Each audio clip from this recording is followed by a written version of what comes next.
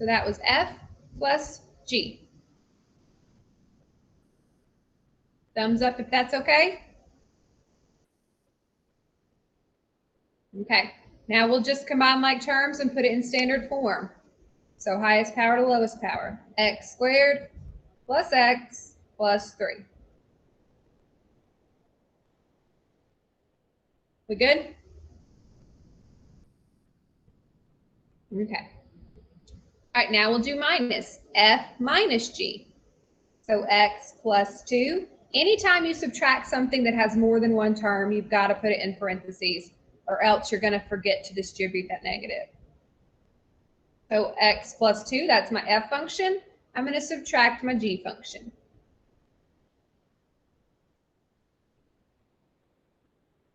I'm going to need to distribute this negative. So x plus 2 minus x squared minus 1.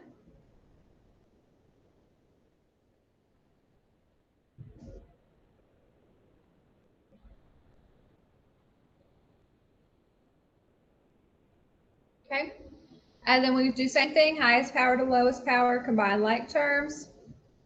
So negative x squared plus x plus 1.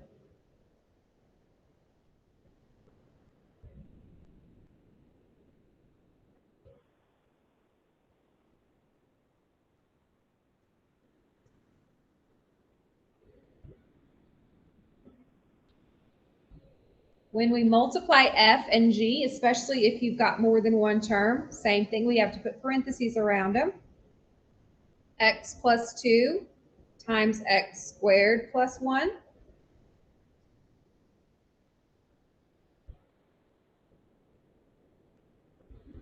Y'all can mouth it to me, but what do you do in a problem like this?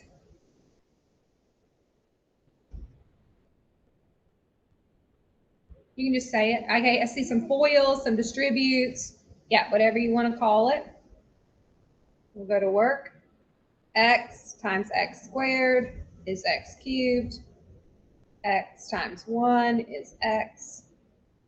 2 times x squared is 2x squared. And 2 times 1 is 2.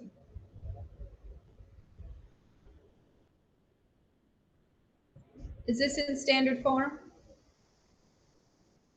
Nope, we got to go from highest to lowest power and then we'll be done. So x cubed plus 2x squared plus x plus 2.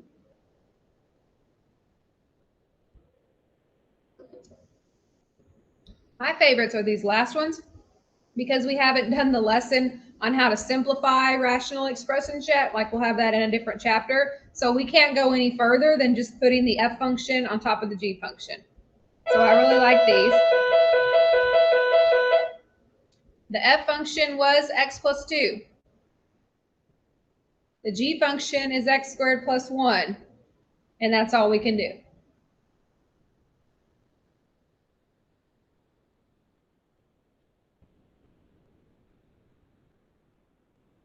Thumbs up if these 4 are good. You can figure these out. We're okay operation-wise for this. All right.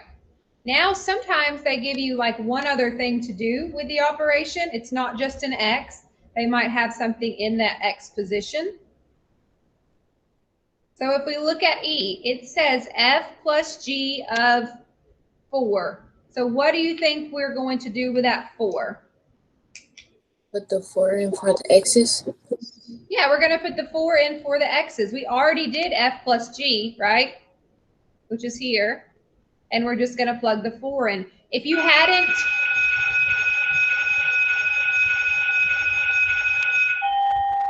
already done the f plus g, go ahead and do that first. And then you plug your 4 in. It just so happens that we've already done the first step. So it will be 4 squared plus 4 plus 3. So evaluate that in your head real quick.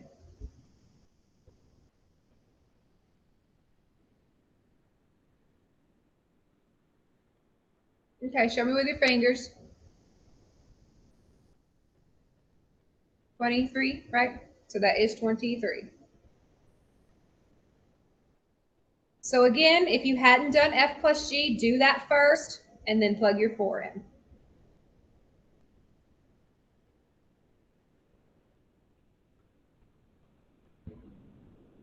Let's look at this last operation problem that we're doing. It says do f of 2x over g of 2x. So what are we going to do with that 2x?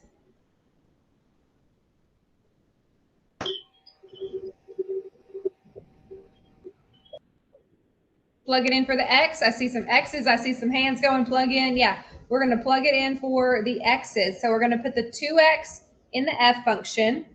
Remember our f function was x plus 2. So I'm going to replace the x with 2x. So 2x plus 2.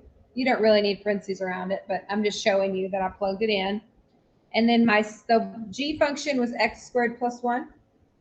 So 2x squared plus 1. So it's still f over g, but I'm replacing the x with 2x.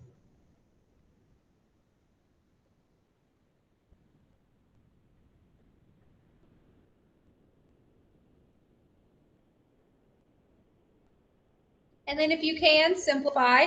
There's nothing we could do with the top, but the bottom part, we can square both the 2 and the x. And it's just 4x squared with no parentheses.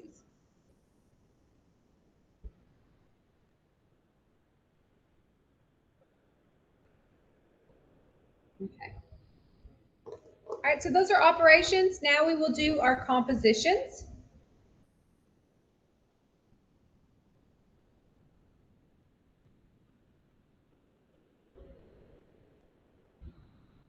And just a reminder what it means when you see the following things.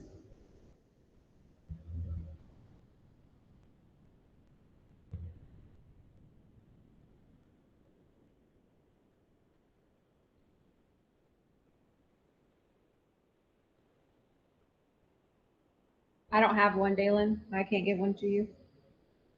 You can go get one though.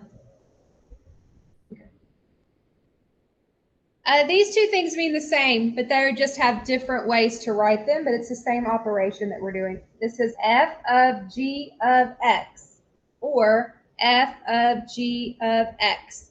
The O has to have a hole in it for it to be the of. If you just see a dot with no O, it's just a solid dot, that means times. So don't get those two confused. Just like a dot means times, but a little O is going to mean of.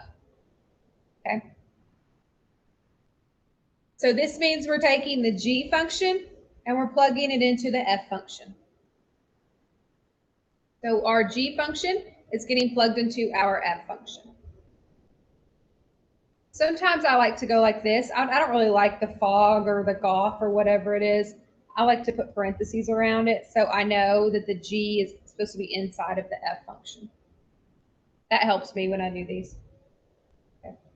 So we're going to be consistent and use the same f and g that we had before. I'll just put them in a box on the side.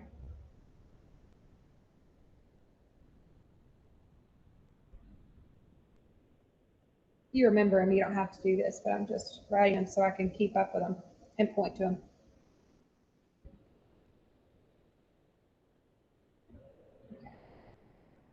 So this is what we're going to work out. I'll write down all the examples and then we'll work them through like I did last time.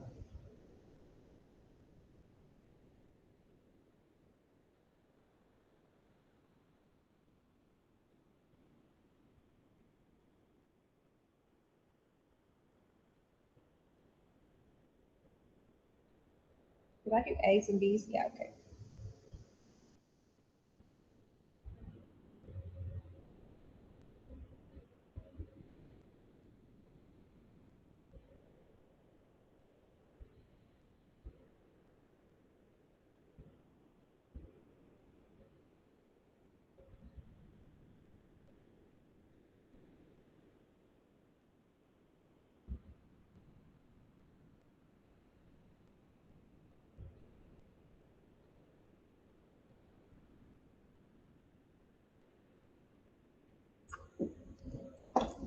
So we're going to work out all four of these things. F of g of x, g of f of x, f of g of 2, and g of 1.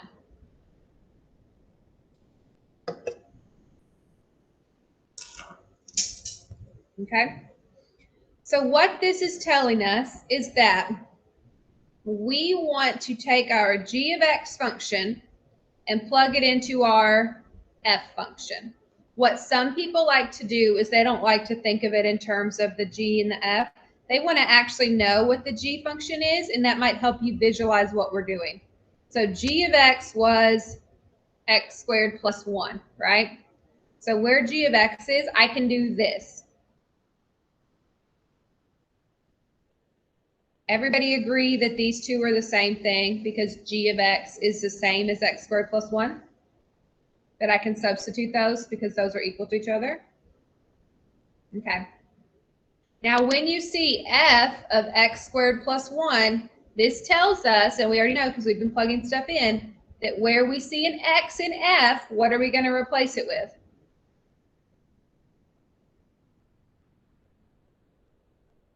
Anyone want to tell me with their voice? X squared plus 1. Right, so we are going to take the x in our f function and plug in x squared plus 1 in that place. So it will become x squared plus 1 plus 2. So where x was, we changed it to x squared plus 1.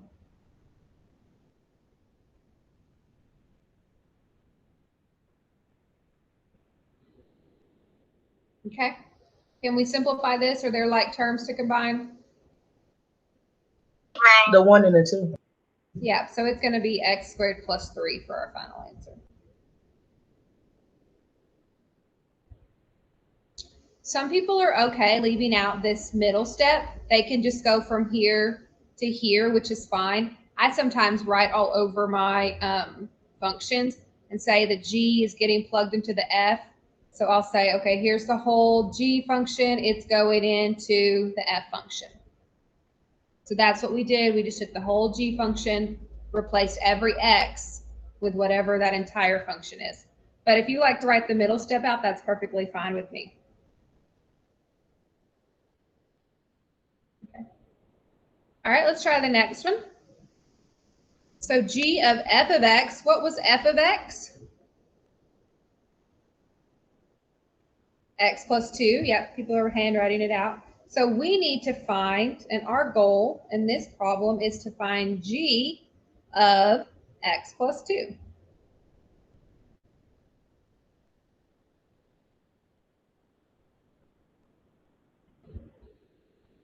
So go to your g function. Where you see an x, you're going to replace it with x plus 2.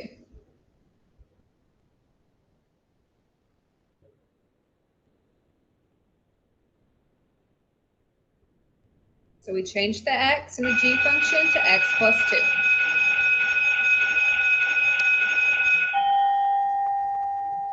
Do you think I'll let you leave it like this?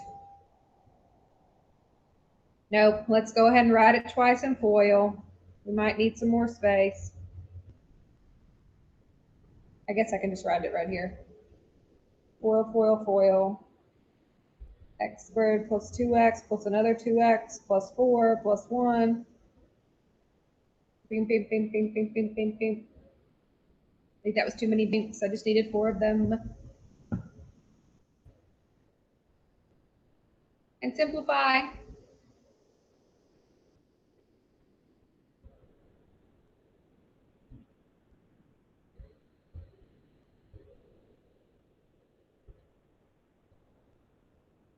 So our f of g of x and g of f of x is going to give you the same thing on these problems?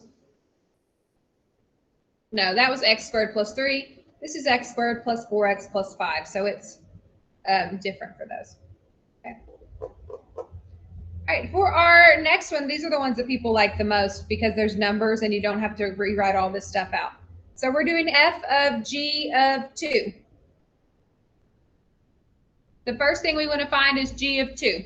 We need to find g of 2 first. So go ahead and look over there, find g of 2, and then hold up your answer with your hands. Good, Spencer got it, Emma got it, Caitlin got it. G of 2, good, Trishelle, and Dominic, and Armani.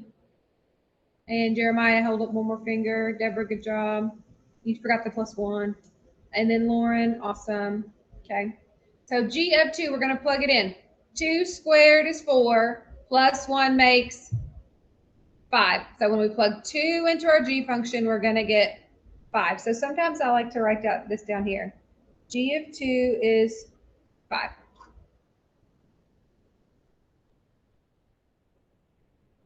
Okay. So I want f of G of 2. And we know G of 2 is 5, so I'm just going to find f of 5.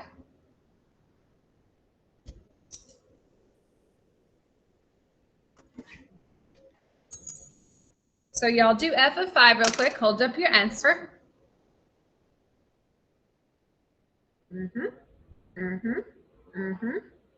All good answers. All good answers.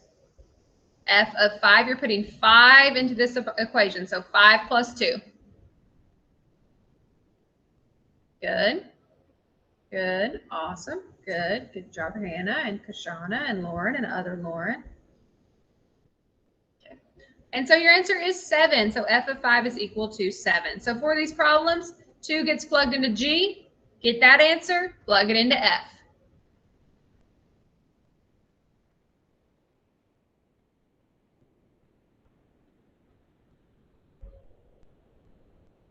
Now let's work through this last composition one.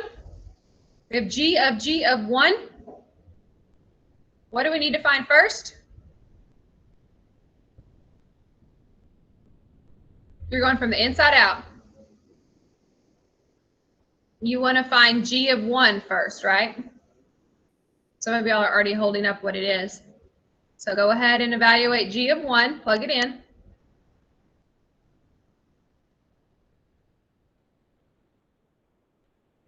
Good, it is 2. So G of 1 gives us 2. So that's too bad.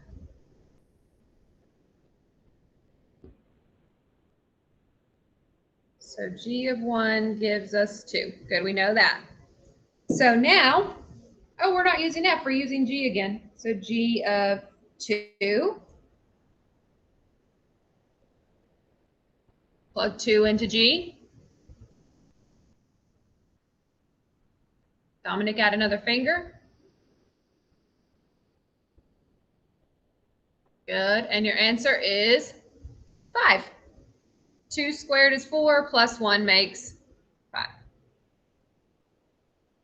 1 went into the G function. We got that answer. Plugged in a G again. Okay. Is this ringing a bell? Do you remember doing this before?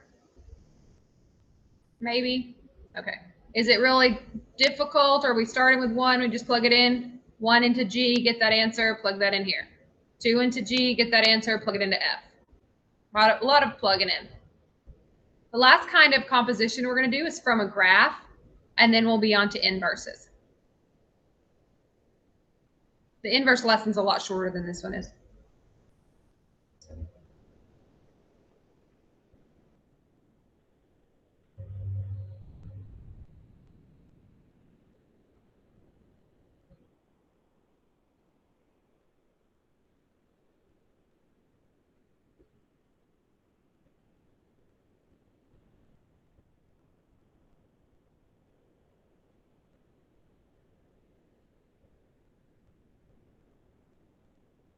Those are all at the 1 1s, 2 2s, 3 3s, 4 4s. So they're at on the line y equals x. Same thing in the reverse.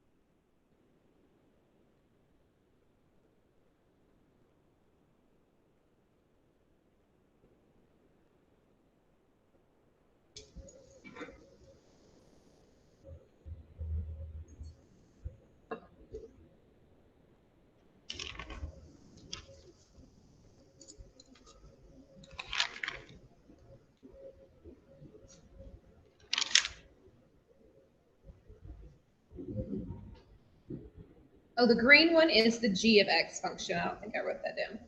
So the blue is f of x and the green is going to be g of x. Okay.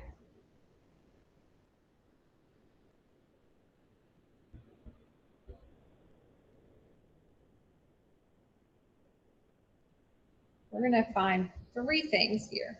Maybe 4, we'll see.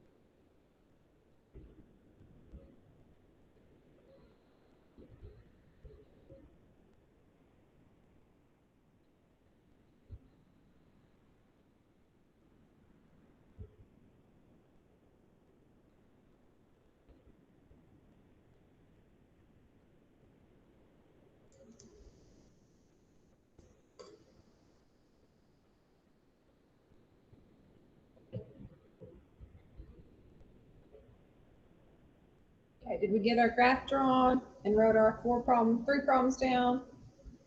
Are still writing? That's okay. Okay.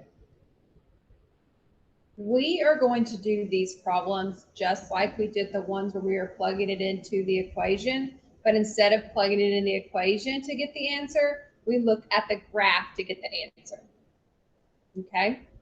So we still start from the inside out, just like we did before. We figure out the value on the inside, then we plug it into the outside function. So with our first problem, we're going to start with g of 0. We want to know what g of 0 is. So that's our green function. So go to 0 on your x-axis, the green function. What is the y value there? The y value is 2. So g of 0 is 2. If you want to keep up with that underneath, that's fine. G of 0 was 2. Okay. So g of 0 is 2. So now we're going to find f of 2.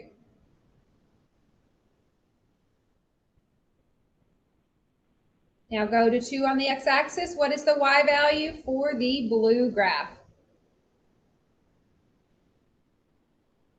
Yep, we go over the x-axis at 2. The y value for the blue graph in that spot is 2. So f of g of 0 is 2. G of 0 was 2. F of 2 is going to also be 2. Now let's try the next one. What are we going to look at first?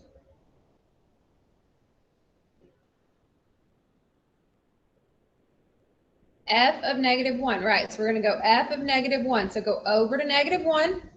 F is the blue graph. How high is the blue graph? It is at 1. So f of -1 equals 1. Okay? So we'll replace that with the 1.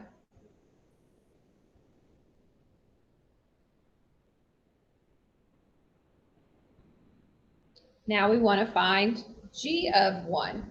So go over to 1. How high is the green graph? 2. There you go.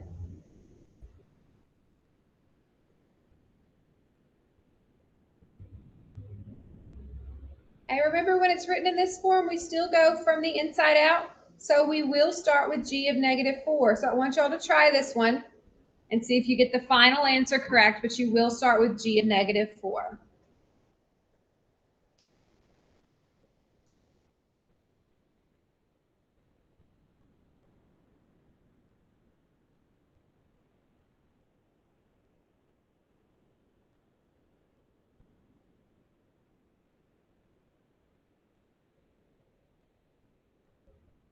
Dominic, good job.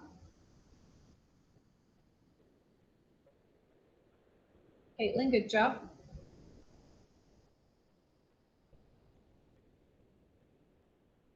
Armani, good job.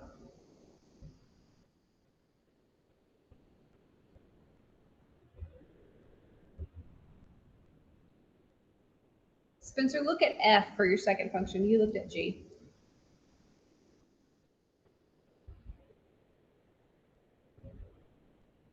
So g of -4, do that first and write it down. Jeremiah, good job. Dion, good job.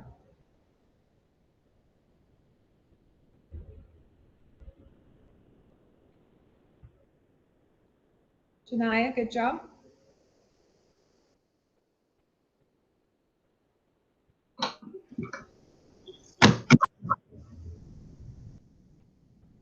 All right, so let's check that out if you did not show me what you thought it was.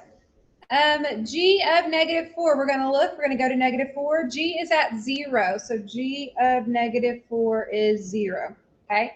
So now I need to find F of 0, because F was the function on the outside. So go over to 0 on the x-axis. How high is this blue graph or your absolute value graph here? It is 0 units high, so F of 0 is 0, and that is our answer. So look at the first one, G of -4, that was 0. Okay, now I got to do F of 0. I look on the F graph, and it is at 0 for that. Okay. All right, that's how you work compositions with graphs. Same thing as with functions. You just don't have to evaluate it. You look for the y values on there. All right, and our last thing for today are inverses. This part will take less than 10 minutes. It's not very long at all. Then you can have the rest of the time to work and ask questions and stuff.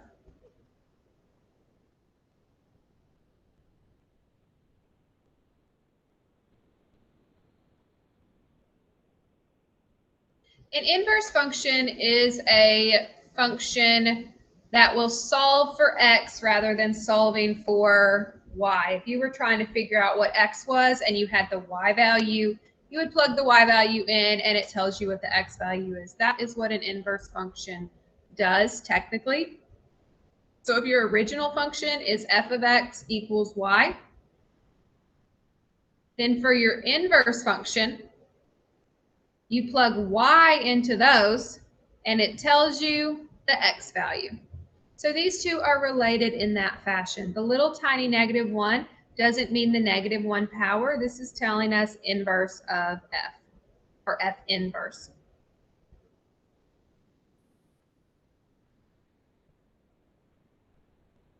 So we'll look at it through some ordered pairs and then a property, and then we'll do 2 other examples.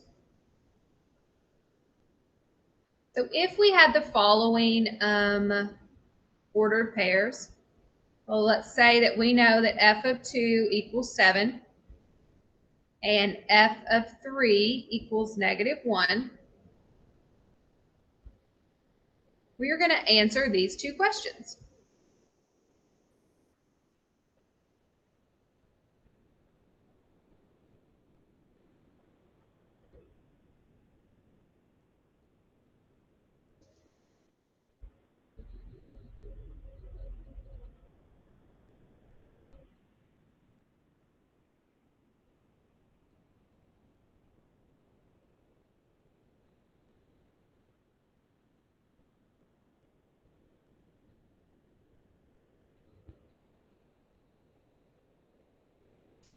So look at what you have for the original function and the numbers that go with the x and the y. And then let's look at the questions that were asked. What do you think the answer would be to f inverse 7? So hold up your fingers for f inverse 7. What do you think that that would be? Yeah, y'all got it. It was 2. Good job. Okay, because this gives us our x and our y, right? Our inverse swaps them. So the y goes in the parentheses. The x is the output for that. So the y is the input, the x is the output. Okay. All right, so I guess that you could probably do the next one on your own. So go ahead and write that down.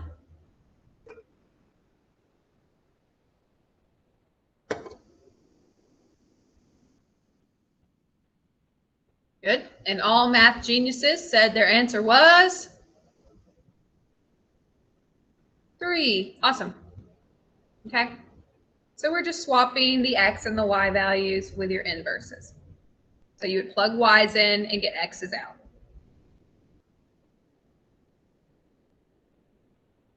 We have a special property, and it has to do with our compositions that we just talked about.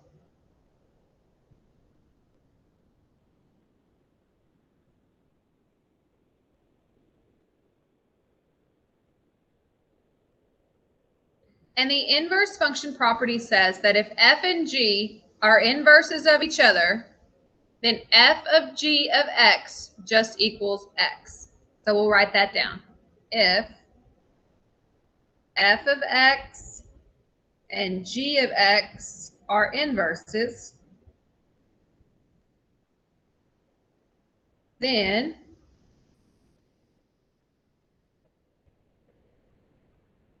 f of g of x is going to equal x. So when you plug one function into the other, you're just going to be left with x. Everything else is going to cancel out or simplify. So if two functions are inverses of one another, when you compose them or plug one into the other, the only thing left is going to be x.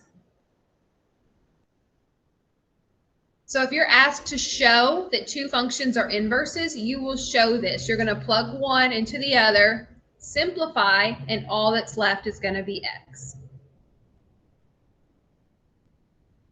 Y'all want to see one? Okay. I was going to show you one anyway. So we are going to show that f of x equals 2x and g of x equals x over 2 are inverses.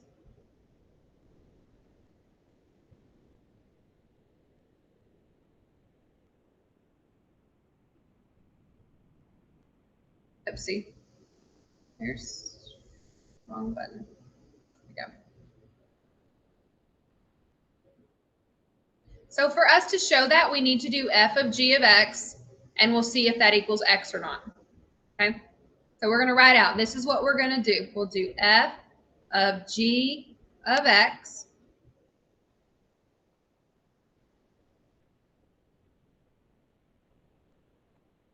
remember that meant that we're taking the g function and plugging it into the f function. So just a reminder, this is our g function.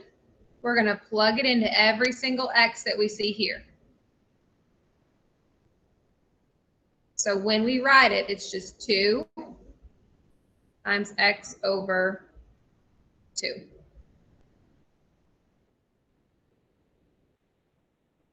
Everybody see, I replaced x with x over 2 because I was doing f of g of x. You can do it the other way. You can do g of f as well. It'll also equal x. Okay. Now we're going to multiply this out and simplify. When you have a whole number times a fraction, it just goes on the top. The whole number does.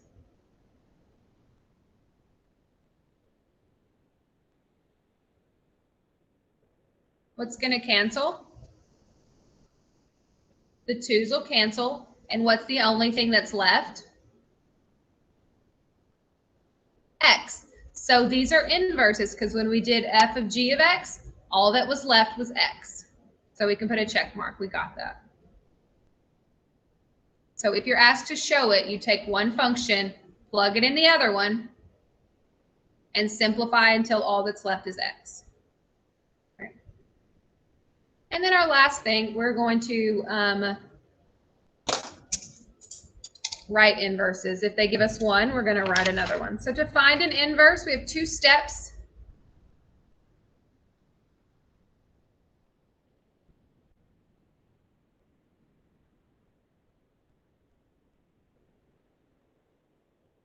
We're going to switch our x and our y, and then we solve for y. So this is the part you probably remember from last year. We'll switch x and y, and then solve for y.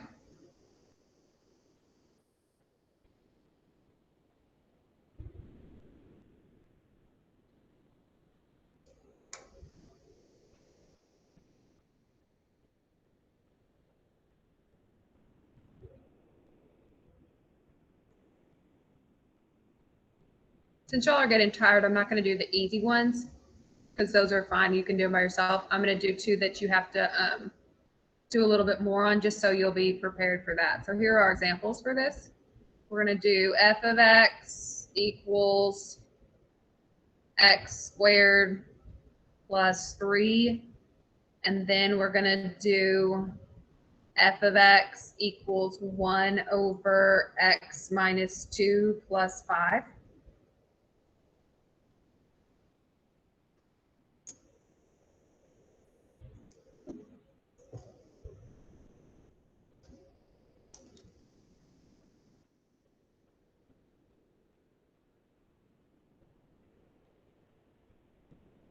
So essentially what we're doing is we're going to write the process that if we wanted to get x by itself, what would we have to do for that? So this is the way that we go about writing it. So we'll switch our x and our y. Remember that f of x is the same thing as y. So if it's sitting there, that's like your y. So remember f of x equals y. Okay. So we'll swap. So this is now x. This is going to be y.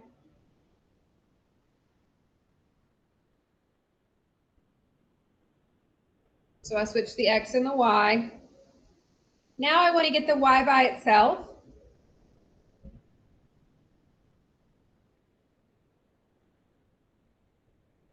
Leah, what do you do first?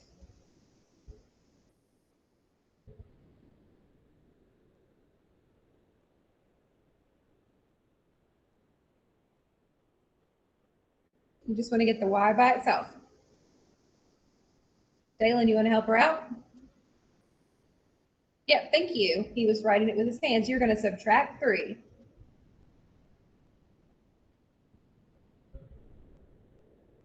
So x minus 3 equals y squared. Then how do we get rid of a squared? What do we take? Yep, I see y'all doing it with your hands. We take the square root. Good job. We take the square root of both sides.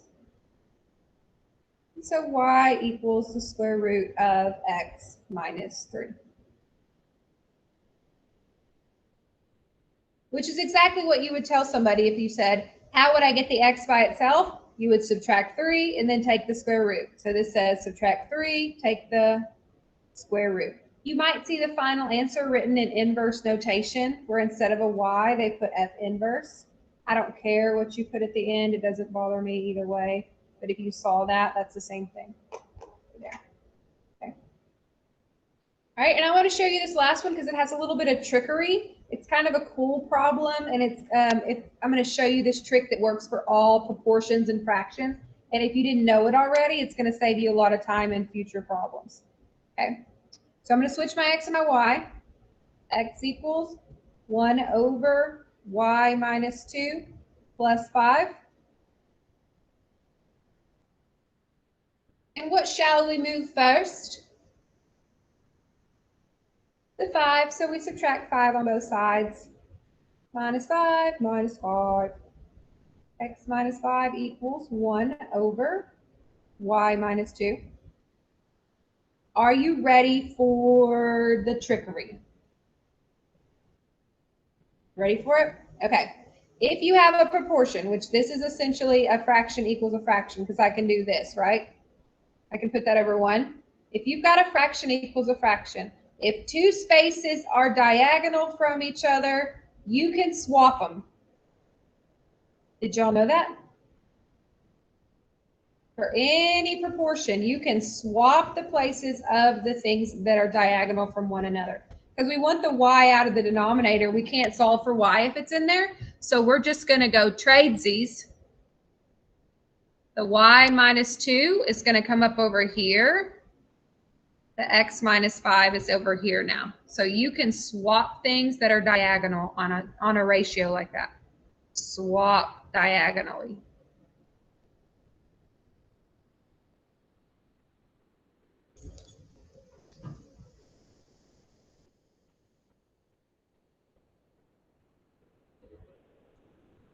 Okay. And that got the y out of the denominator. That's an easy way to get it out of there. And now the y is almost by itself because that's our goal. And what's the last thing to do to get rid of the to get the y by itself?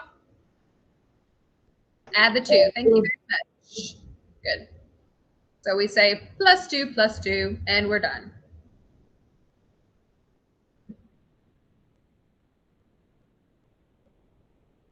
We just put it at the end. We can't actually like do anything with that fraction.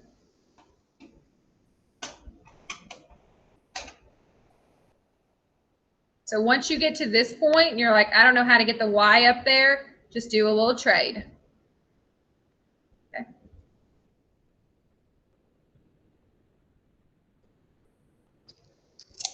All right, guys, you've got 5 PDF problems and then some CUDA problems to do for your operations and your inverses. So those of you that have started it, I'm going to go ahead and reassign that to you. I know some people did it on accident, but others just clicked through just for the sake of it. So I'm going to go ahead and give that assignment to you again so you can actually do it for real now that you know how to do it. Okay.